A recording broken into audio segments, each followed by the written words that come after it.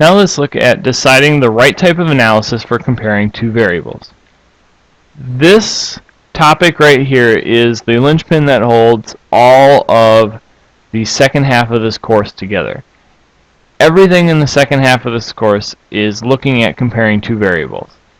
Being able to determine what you're looking at and decide the right type of statistical test or the right process to go about solving things is really what puts the pieces together for the entire quarter.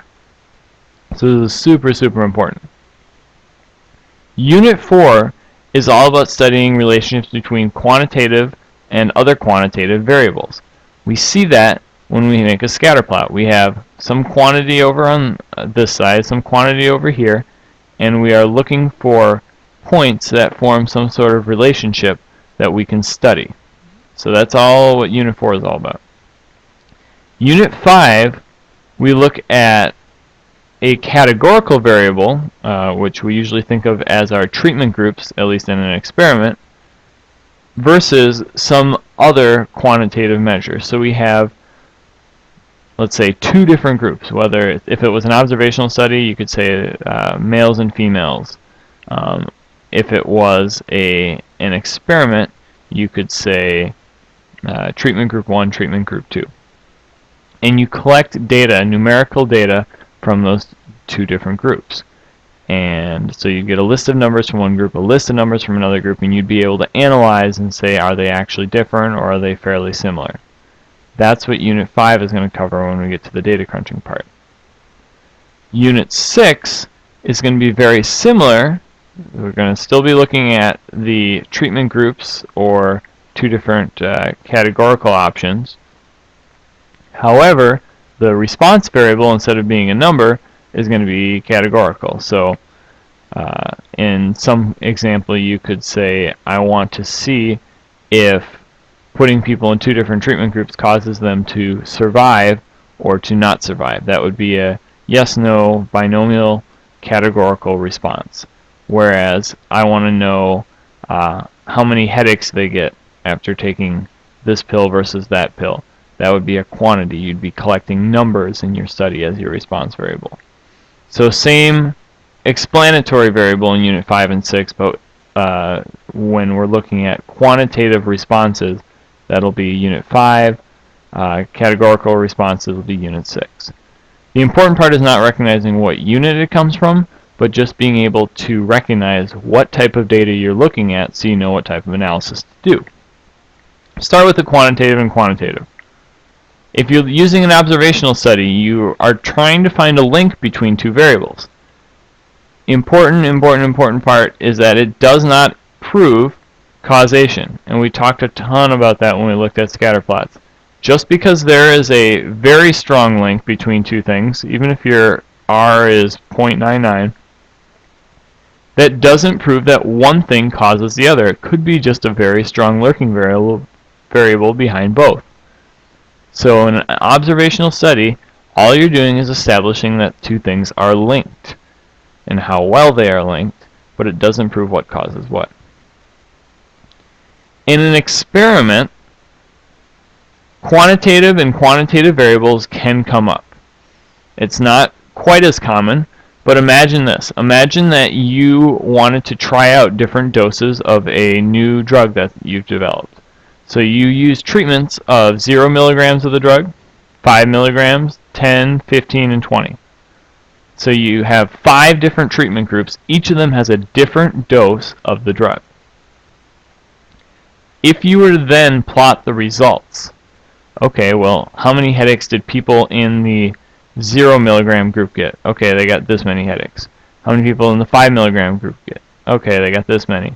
And so forth. And you were to plot these results, and you notice that there was some sort of general pattern that they fit, you could do regression on that. You could make a scatter plot and analyze that with linear regression. So whenever you have treatment groups that use some sort of number in it, and then you can stagger that, that would be a place where you could identify causation. You could say what causes what because it is a proper experiment, and still have numbers at the beginning. This is kind of the exception to the rule. It's not a typical situation to see.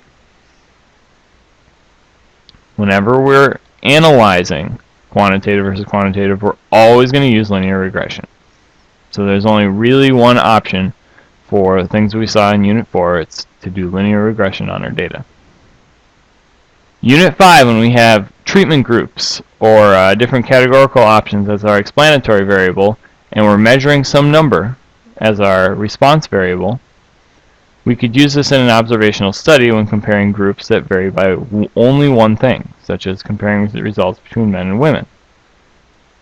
Again, the response variable has to be quantitative when we're looking at stuff in Unit 5. In experiments, when we're comparing treatment groups and the response variable, again, is quantitative, that's going to be this type of analysis. Now, there are a few different tests that we do. If we're using a matched pairs experiment, then we end up with only one list of data. So we're not going to do anything with two samples. We're going to use t-test. We've used that before back in Unit 3. We're going to continue to use the t-test. That's for matched pairs. Else, another situation that could come up in this type of analysis is that we have more than two groups. Let's say we have 3 treatment groups or 4 treatment groups, and we don't want to just compare 2 at a time. We want to compare all of them at the same time together. If you wanted to do that, you would use something called ANOVA. We're not going to learn specifically how to do ANOVA in this class. Why am I teaching it to you now then? I want you to recognize the limits of the things that we do learn.